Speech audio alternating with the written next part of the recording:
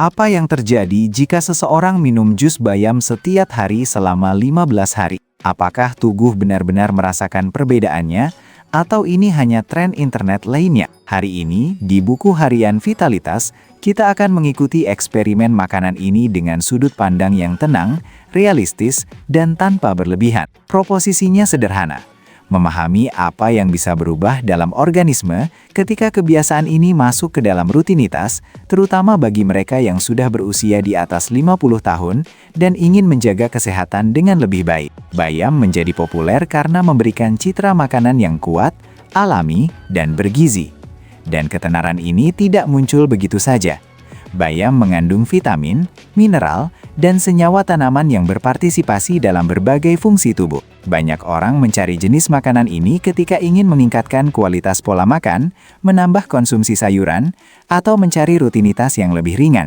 Jus muncul sebagai cara praktis untuk memasukkan bayam ke dalam kehidupan sehari-hari, terutama bagi mereka yang kesulitan makan selada secara rutin. Namun, penting untuk memahami satu hal sejak awal. Jus bayam tidak membuat keajaiban.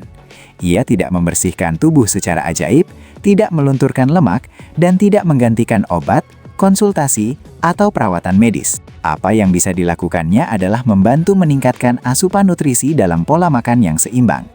Ketika poin ini menjadi jelas, percakapan menjadi lebih jujur dan lebih bermanfaat. Secara sederhana, bayam bekerja pada tubuh karena menawarkan nutrisi yang digunakan organisme sepanjang waktu.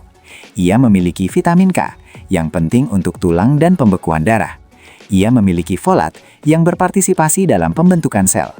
Ia memiliki vitamin C, yang membantu pertahanan tubuh. Ia memiliki magnesium dan kalium, yang berkolaborasi dengan fungsi otot dan saraf. Ia juga menawarkan serat, meskipun dalam jumlah yang lebih sedikit ketika makanan tersebut dijadikan jus dan disaring. Selain itu, ia memiliki antioksidan, yang membantu melindungi sel dari keausan alami sehari-hari. Ketika jus ini masuk ke dalam rutinitas, perubahan pertama biasanya bersifat tidak langsung. Seseorang memulai hari dengan mengonsumsi sesuatu yang lebih bergizi sebagai pengganti minuman yang sangat manis atau makanan yang lebih berat. Hal itu saja sudah bisa membuat perbedaan.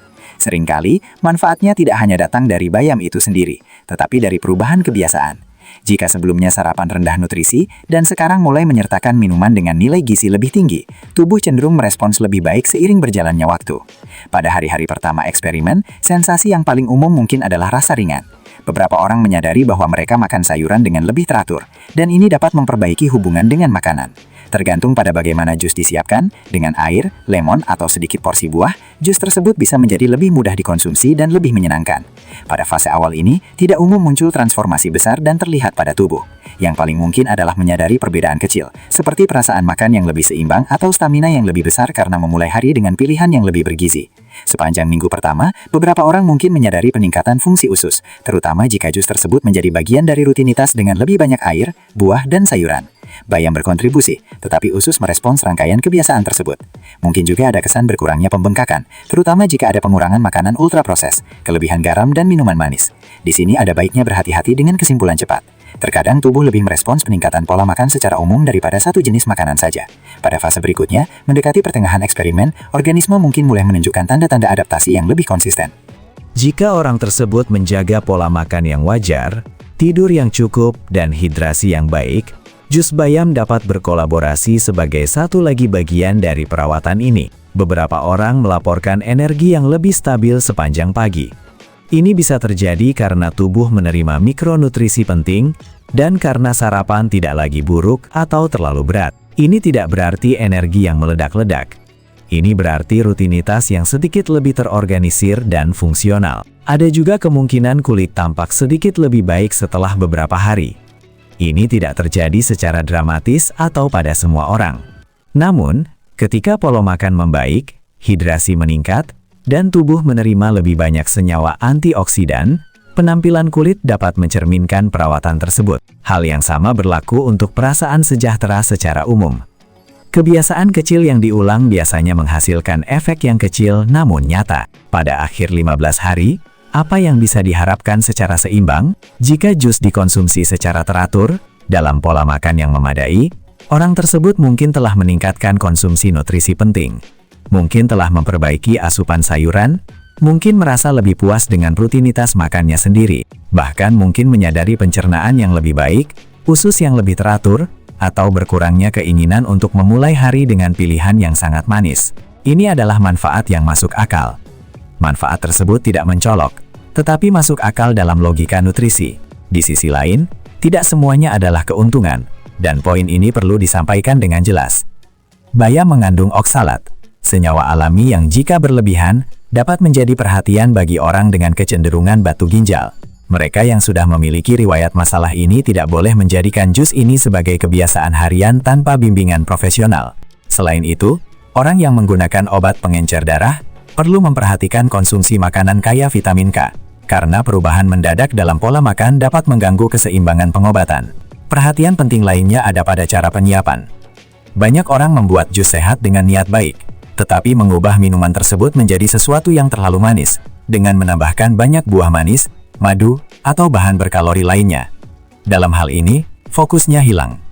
Untuk audiens di atas 50 tahun, perlu diingat bahwa kesederhanaan biasanya bekerja lebih baik.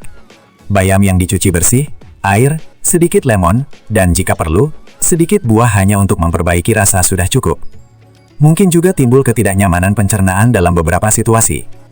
Orang yang lebih sensitif mungkin merasakan gas, perut terasa berat, atau keanehan saat memperkenalkan sayuran mentah dalam jumlah besar sekaligus. Oleh karena itu, memulai dengan porsi sedang biasanya lebih bijaksana. Tubuh umumnya merespons lebih baik terhadap perubahan bertahap, daripada tindakan berlebihan yang didorong oleh ketergesaan untuk melihat hasil. Di akhir eksperimen ini, kesimpulan yang paling adil adalah ini. Minum jus bayam setiap hari selama 15 hari, bisa menjadi kebiasaan yang menarik bagi beberapa orang, terutama sebagai cara untuk meningkatkan konsumsi sayuran. Ia dapat berkontribusi dengan nutrisi berharga, dan membantu membangun rutinitas makan yang lebih baik. Namun, efeknya cenderung moderat, progresif, dan sangat bergantung pada konteks kehidupan seseorang secara keseluruhan. Bukan bayam sendirian yang mengubah kesehatan, ini adalah jumlah dari pilihan-pilihan yang diulang dengan keseimbangan. Jika makanan ini masuk ke dalam rutinitas Anda, jalan terbaik adalah mengamati bagaimana tubuh Anda bereaksi, tanpa menciptakan ekspektasi yang tidak realistis. Energi yang lebih banyak, pencernaan yang lebih baik, dan pola makan yang lebih teratur adalah kemungkinan. Penyembuhan, keajaiban, dan hasil instan bukanlah janji yang serius.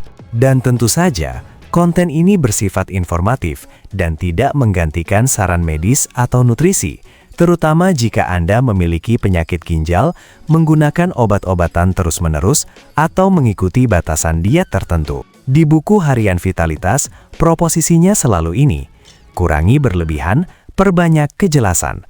Kurangi janji, perbanyak kesadaran. Karena menjaga tubuh setelah usia 50 tidak bergantung pada solusi ajaib. Itu tergantung pada konsistensi, akal sehat, dan informasi berkualitas.